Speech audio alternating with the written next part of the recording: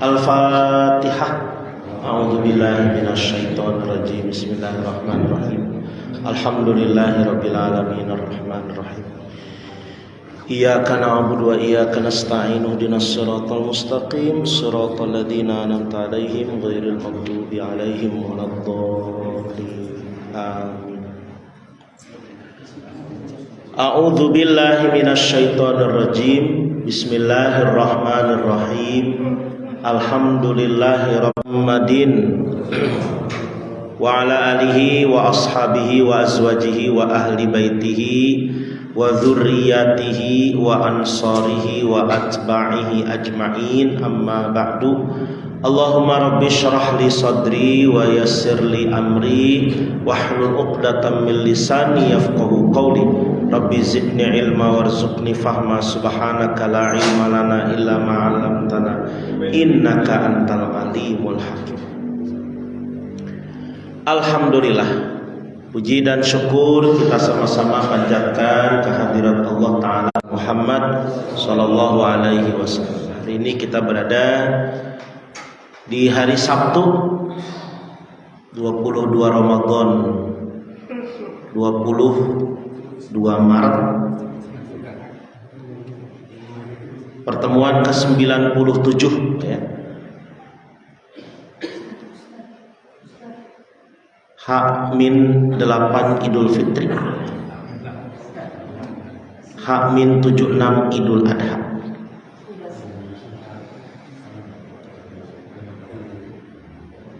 Istisqaf, istisqaf, istikaf atau iktikaf? Yang mana? Masih ada apa di grup WA, Pak? Kita akan istiqof. Istiqof pakai kof. Ya, benar gak itu? Ada yang istisqof, minta hujan atau ya. Istisqof ya. Nah, yang tepat itu yang keenam, iktikaf. Iktikaf pakai huruf kaf. Enggak semua yang Arab itu harus berbau qaf. Iktikaf ya, itu adalah tulisan yang tepat. Ya, bagaimana pengertian iktikaf? Dalil hukum iktikaf, rukun, syarat dan pembatal iktikaf, adab-adab iktikaf, terus iktikaf perempuan, bagaimana hukumnya atau bagaimana tata caranya. Lalu prediksi Lailatul Qadar, karena kan iktikaf ini dalam rangka menjaring Lailatul, beberapa kitab tentang masalah tasawufnya.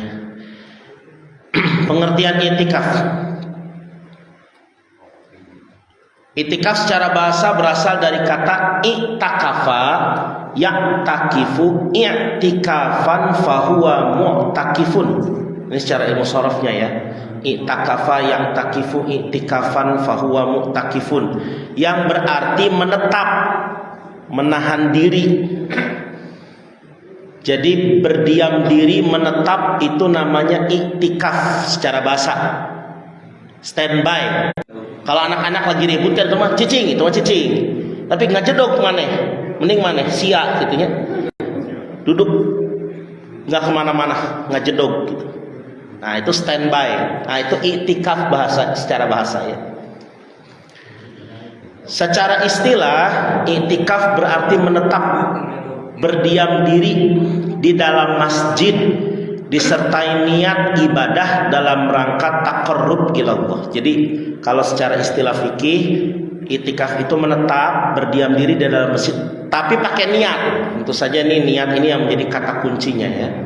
Dan menurut mazhab Hanafi dan Maliki yang mensyaratkan tidak boleh kurang daripada 10 hari. Nah, jadi kalau di mayoritas ulama itu justru iktikaf itu cuma sebentar doang dapat pahala, Pak. Ini kayak sekarang bapak-bapak datang ke masjid tadi 4:30 taruhlah ya, sampai sekira nanti jam 6, 1,5 jam bapak niat iktikaf, dapat pahala iktikaf, Pak.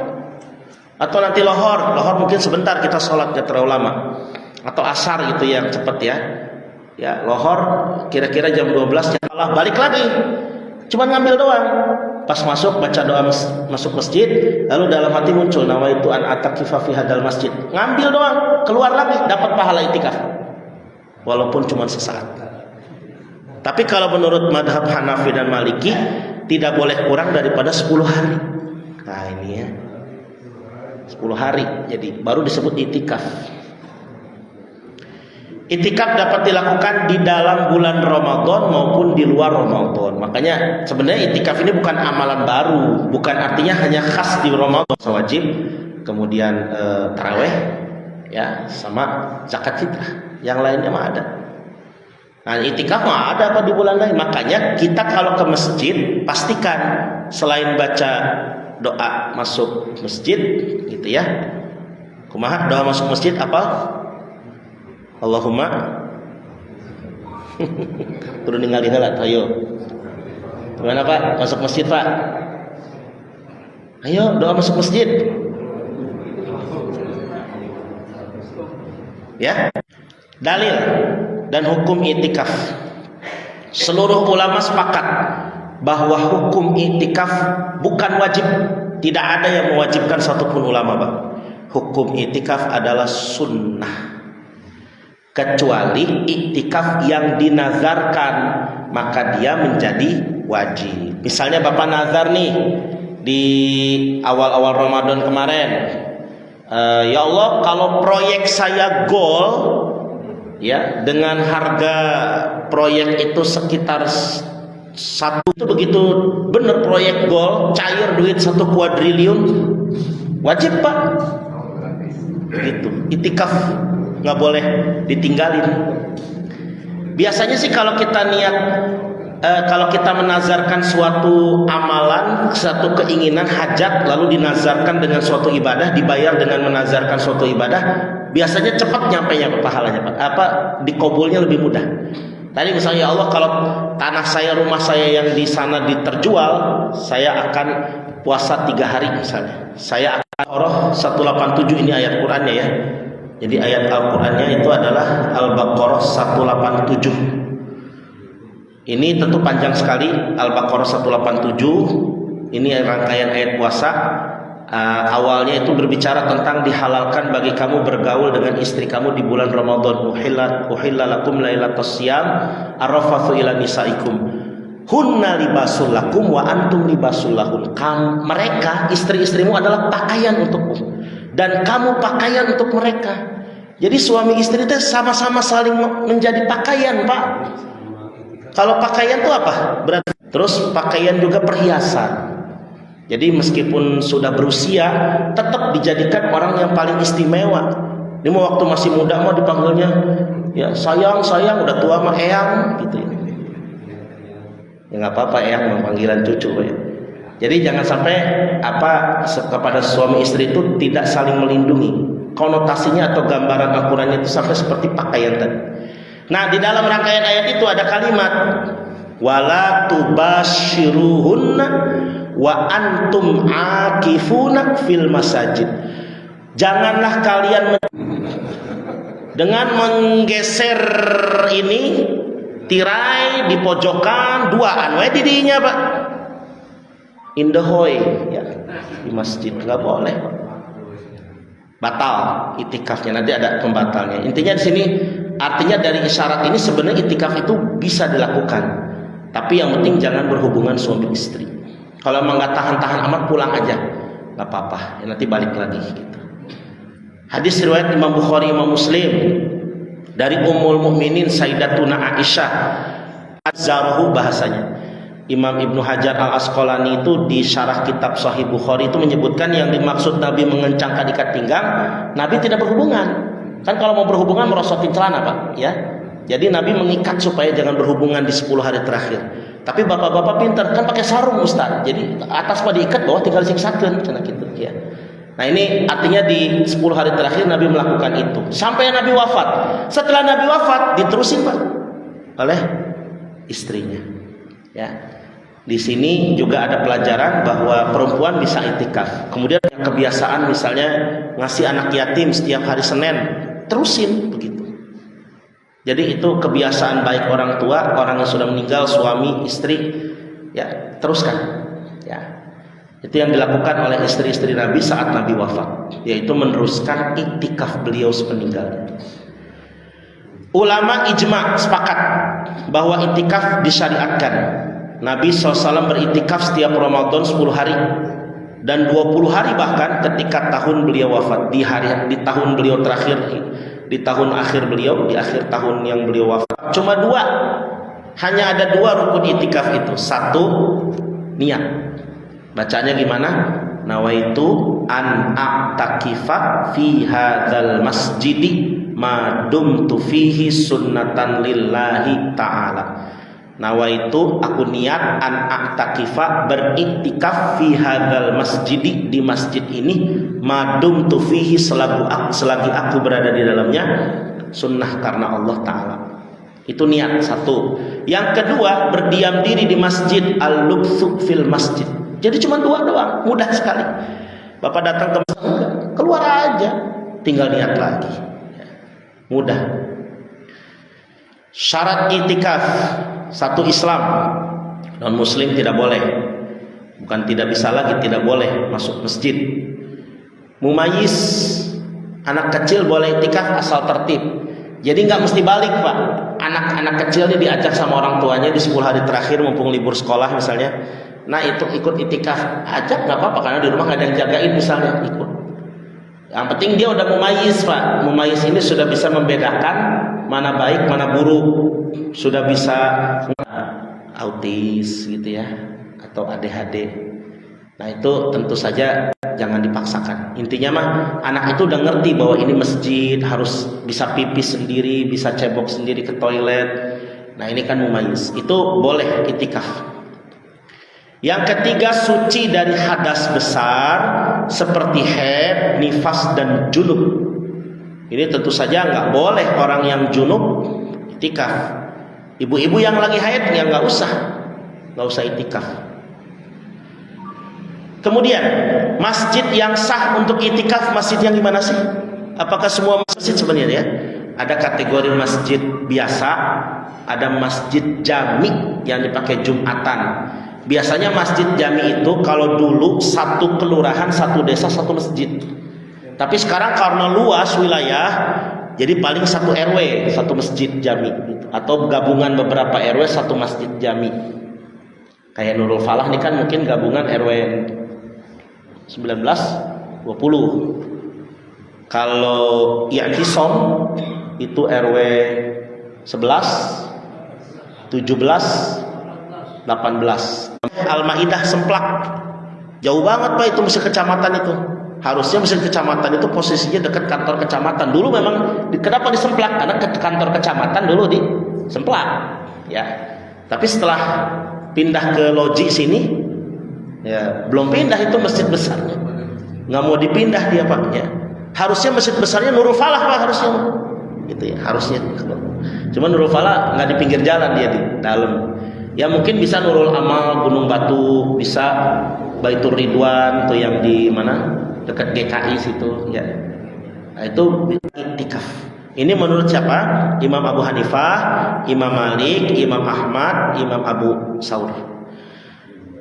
Yang kedua, pendapat kedua mengatakan masjid manapun sekalipun tidak pernah dipakai Jumatan, dia masjid tapi nggak dipakai Jumatan. Biasanya kalau yang nggak dipakai Jumatan disebutnya bukan masjid, tapi kita nyebutnya musola, surau, langgar. Kalau di kampung kakek saya tuh di Jakarta itu masih nyebutnya langgar Pak. Sholat sono di langgar, sholat di langgar, Pak. Boleh nggak sholat di langgar? Ya. Maksudnya orang lagi ziarah dikubur Pak, boleh. Orang lagi ziarah dikubur, nggak boleh, haram dong. Ya. Atau sama haram hukumnya mendoakan orang mati, ya. Mungkin bukan doa orang yang lagi sudah meninggal kita doain, bukan. Orang masih hidup kita sumpahin mati loh, gitu ya. Nah itu bahasa ya. Langgar itu nggak dipakai iktikaf kalau menurut pendapat pertama. Kalau menurut pendapat kedua boleh. Surau, ya. Kalau surau mungkin di daerah Sumatera Barat ya Pak Azmi ya. Masjidil Haram, Masjid Nabawi, Masjidil Aqsa. Waduh. Makanya kayak Pak Fidi itu ya, Pak Andi itu berangkat itu lagi mengambil pendapat ini Pak. Ya, yang lagi umroh ke sana itu luar biasa ini. Menurut siapa ini? Sahabat Nabi Hudzaifah bin Al-Yaman ya. Hanya 3 masjid aja yang bisa dipakai itikaf katanya. Masjidil Haram, Masjid Nabawi, Masjidil Aqsa. Pendapat keempat, hanya Masjid Mekah dan Madinah apapun masjidnya. Menurut seorang tabi'in Imam Atha bin Rabi'ah. Jadi menurut seorang tabi'in namanya Atha bin Rabi'ah, nah itu apapun masjidnya yang penting area Mekah Madinah.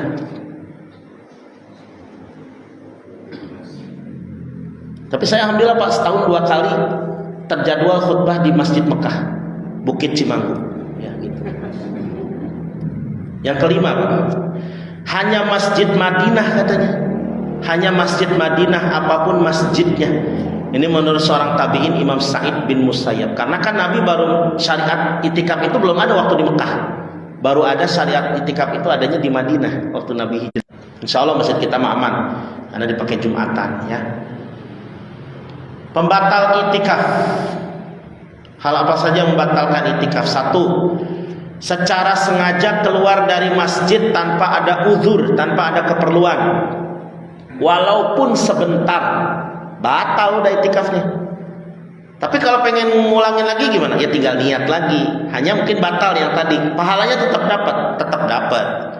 Cuma jadi nggak berkesinambungan gitu. Misalnya bapak lagi itikaf nih di masjid nih ya, tiba-tiba istrinya telepon, "Pak, itu charger disimpan di mana? Mau balik lagi gimana?" Niat lagi. Dosa nggak itu? Nggak dosa, kan sunnah lah ya. Jadi nggak masalah ya, keluar dulu, balik lagi, niat. Murtad, batal itikaf. Misalnya lagi itikaf, duduk-duduk di emperan masjid ya, terus dia ngelihat awan cerah cuaca. Awannya berbentuk Yesus Pak misalnya. Dia langsung bilang, "Ini awan berbentuk Yesus, inilah kebenaran Yesus." Wah, langsung pindah agama misalnya Pak. Ya, itu murtad, batal itikafnya. Yang ketiga, hilang akal. Hilang akal, ekstasi di tasnya pas lagi itikaf ya, sampai mabuk ya batal. Yang keenam, jima. Nah, itu tadi, jangan berhubungan suami istri di masjid. Berhubungan suami istri di masjid itu bisa menyebabkan batal itikafnya. Dan tidak menghormati masjid lah itu ya. Berjima di dalam masjid. Ini hal-hal yang dapat membatalkan iktikaf. Kita lihat sekarang adab kita dalam beriktikaf. Yang pertama, utamakan masjid yang terdekat sekitar lingkungan tempat tinggal. Rumah, masjid yang nanti kita disolatin di situ. Jangan, mohon maaf, masjidnya jauh, di mana. Dan di sana udah ada penduduknya, gitu. Biarin aja penduduk di sana. Ya, tidak meninggalkan kewajiban utama ketika itikaf seperti pekerjaan yang menjadi sumber nafkah dan membina serta membimbing keluarga. Mohon maaf ya, ketika ada orang yang itikaf dari mana Pak? Dari Sulawesi. Ya Allah, jauh amat. Ini Bapak ninggalin anak istri, iya, dikasih nafkah Pak di sana. Maka yang dekat-dekat aja lah. Kalau dekat kan kita tinggal bolak-balik. Ya tadi nggak mesti harus standby terus. Kalau kita mau perlu pulang aja. Nanti balik lagi, niat lagi. Itu lebih mudah. Dan lagi pula memang masjid tempat kita yang kita tempati dekat rumah kita itu lebih utama.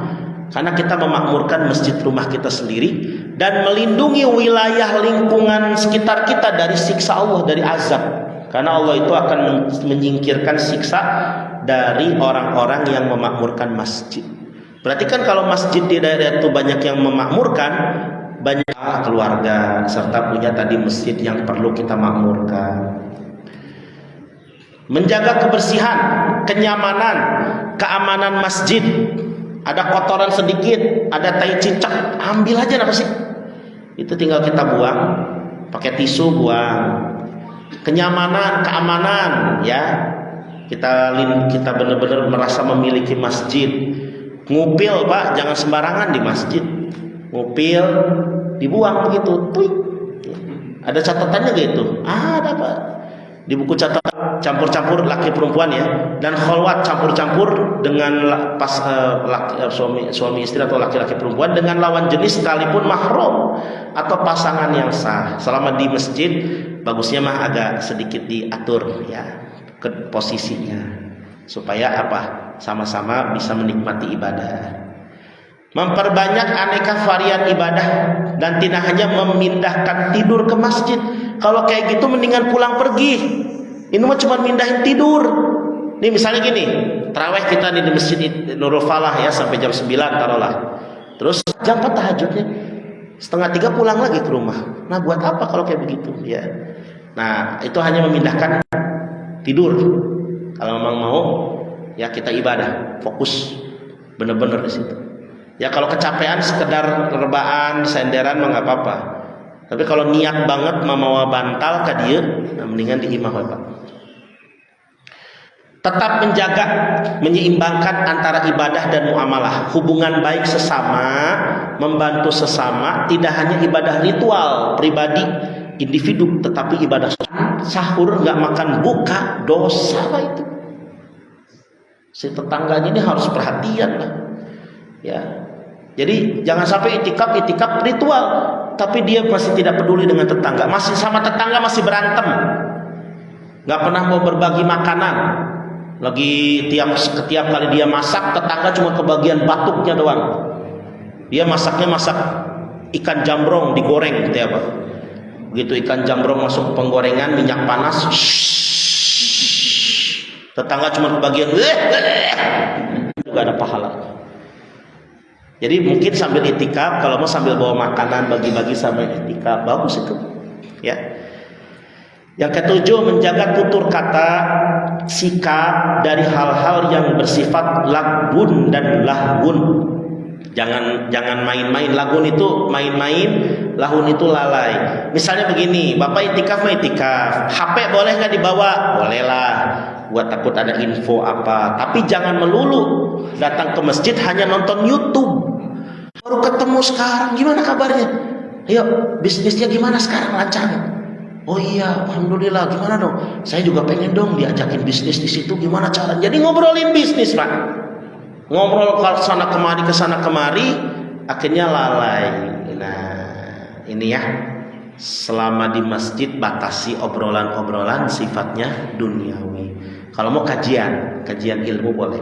Makanya kayak di Masjid Raya itu ada program itikaf, dia ada kajiannya. Di Masjid Raya Taman Yasmin juga begitu. Dia di 10 hari terakhir ada itikaf sekaligus ada kajian. Itikaf perempuan. Bagi kaum perempuan terdapat 2 ketentuan yang mesti dicermati.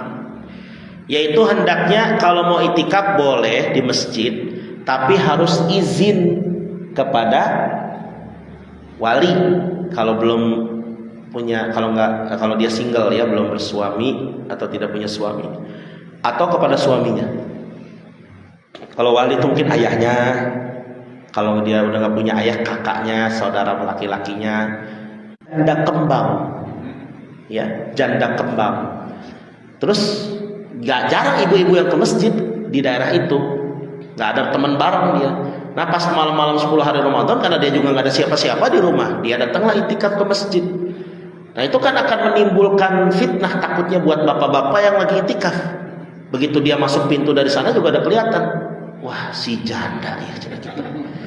Begitu dia sholat di masjid, ya udah tahu dia pas udah gitu si jandanya ngedehem lagi. Nah dia langsung bapak-bapak bilang, ya si Randa. Kan jadi fitnah Pak. Kalau kayak gitu ceritanya Pak. Nah ini mungkin pendapat Imam Abu Hanifah ini bisa jadi alternatif bagi mereka yang tadi takut terjadi fitnah, nggak ada teman barengan ke masjid, suaminya juga nggak ada, saudaranya nggak ada yang ikutan. Kecuali kalau dia ada saudaranya, ada suaminya ikut, nggak apa-apa. Jadi nggak ada siapa-siapa Pak. Mendingan dia di rumah, di ruangan yang dipakai sholat. Bapak kita nih di rumah harus punya ruangan yang dipakai sholat. Ya, misalnya kan waktu dulu masih anak-anak kecil mah kamar keisi semua lah. Begitu sudah dewasa kan anak-anak mencar, bapak balik modal. Tinggal aki-aki jeung nini duaan di rumah. Di rumah Ustadz penuh, ruang tamu penuh sama motor, dimasukin semua. Ya udah di ruang tengah, ruang TV. Karena nggak ada kamar lagi, ruang TV dipakai tempat tidur sama cucu. Ya udah di ruang dapur mah kotor Ustadz. Ya udah di kamar, di samping kamar kasur. Ya, tapi kalau di kasur, di samping kasur tentu kalau mau tahajud atau mau doa lirih aja suaranya, Pak ya. Karena suaminya lagi tidur di situ, nih istrinya ngedoa, ya Allah berikan hidayah kepada suamiku ya Allah. Nah, itu nanti mas suaminya dikelepak, kamu saya salah apa?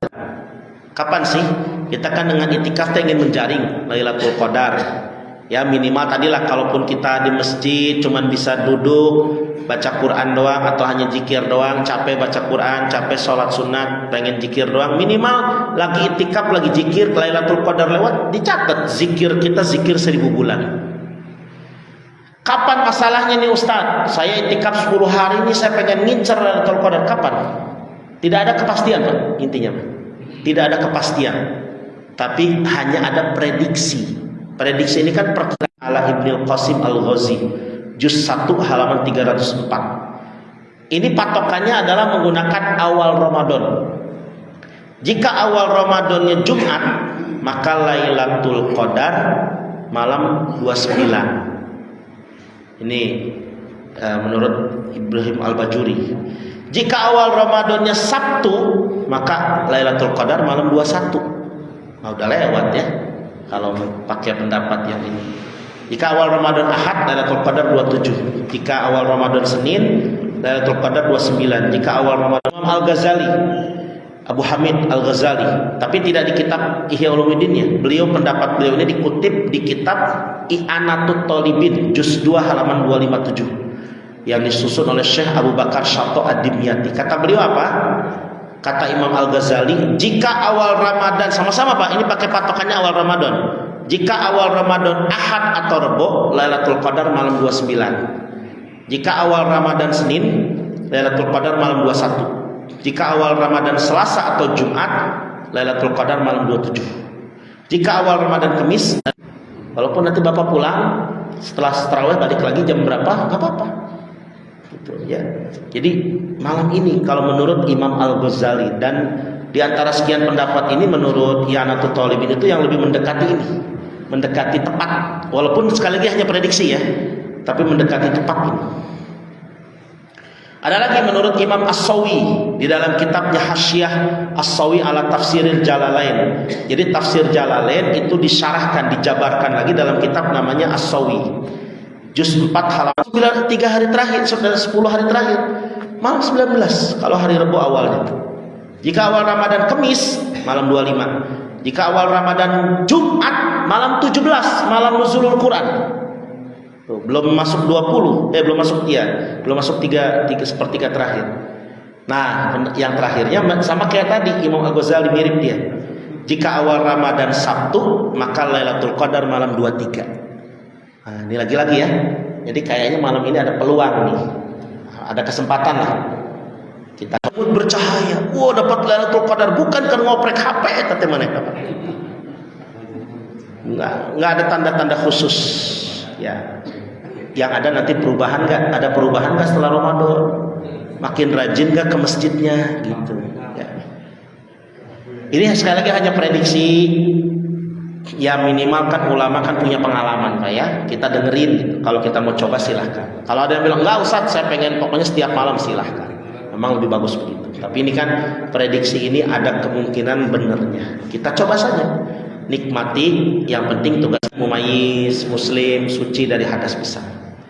Pembatal itikaf antara lain keluar tanpa uzur, keluar masjid tanpa uzur, gangguan kejiwaan, murtad, dan berhubungan suami istri. Masjid yang sah digunakan itikaf menurut mayoritas ulama adalah masjid yang dipakai Jumatan. Adab-adab itikaf antara lain menjaga kehormatan dan kesucian masjid serta keseimbangan sosial ritual. Ingat ya, jangan hanya kalau kita hanya itikaf doang, itu nanti mementingkan kepentingan individu doang. Coba dong sosial. Ada seorang pemuda yang ngasih kamu makan siapa? Kakak saya.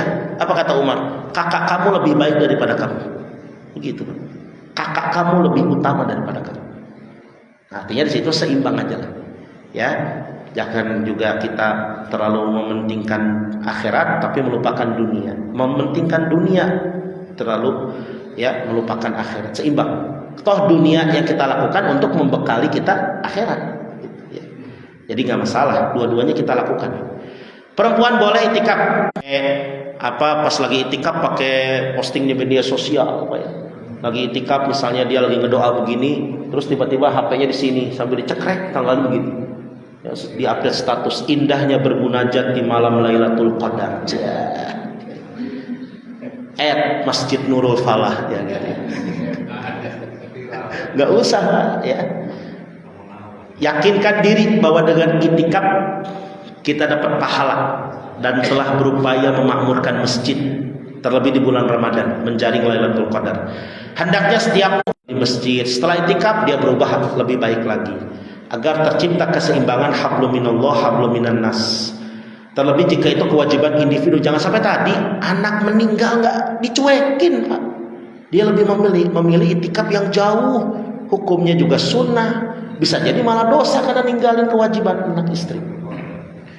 Jaga dan muliakan kehormatan masjid selama itikaf, serta tidak hanya sekedar memindahkan tidur. Sekali lagi ya, tidak hanya memindahkan tidur. Kalau mau ngantuk banget ya, gitu ya, demi menjaga fitnah. Dan jika hal itu tidak terpenuhi, buat ibu-ibu cukup ibadah di rumah saja. Cari dan terus gencarkan diri mencari Lailatul Qadar di sepanjang Ramadan, terutama di penghujung seperti sekarang, dengan berbagai upaya diantaranya dengan iktikaf. Syukran katsiran, hatur nuhun. Bahasan selanjutnya nanti setelah Idul Fitri ya, insyaallah ada beberapa kajian selanjutnya. Ini pertemuan 97, nanti masih ada 98, 99, 100 saya. Tadi kan syaratnya harus masjid yang biasa digunakan masjid jami yang gitu. Ya. Nah, bagaimana kalau dalam keadaan darurat, misalnya saudara kita di Palestina, mereka kan melaksanakan puasa dan insya Allah itikaf juga. Tapi kebanyakan masjid di sana sudah hancur semua. Nah, bagaimana mensikapi bila mereka ingin melakukan itikaf? Terima kasih. Baik. Gimana saudara-saudara kita di Palestina yang masjidnya banyak yang hancur ya? Karena Sayyidina Umar bin Khattab saja waktu baru datang ke Madinah, ke Masjidil Aqsa, ke Palestina ya, waktu ingin menyerah terimakan tanah Palestina dari uskup di Palestina itu kepada khalifah, itu apa yang pertama kali Sayyidina Umar cari? Masjidil Aqsa. Di mana posisinya? Kata uskup itu, sudah nggak ada wahai khalifah, itu teh di dekat dengan kuil Sulaiman. Terus ada di mana namanya? Hanya reruntuhan. Sayyidina Umar langsung sana, Pak. Di bekas reruntuhan itu. Yang penting masih area tanah yang memang diwakafkan untuk masjid. Jadi tetap dikategorikan. Ada lagi? Cukup ya? Terima kasih. Karena saya aus, Pak, ya. Ngomong wae. Barangkali sampai di sini, insyaallah nanti kita sambung setelah Idul Fitri ya, dan kita cukupkan, kita berdoa kepada Allah. Dan jangan lupa nanti sore bapak-bapak ada jadwal, ada agenda. Ala hadhihi niyyah wa likulli niyatin shalihah. Al-Fatihah. A'udzubillahi minasyaitonir rajim. Bismillahirrahmanirrahim. Alhamdulillahirabbil alamin. Arrahmanir rahim. Maliki yaumiddin. Iyyaka na'budu wa iyyaka nasta'in. Ihdinas siratal mustaqim, siratal ladzina an'amta 'alaihim ghairil maghdubi 'alaihim waladdallin. Amin ya Allah ya rabbal alamin. Alhamdulillahirabbil alamin.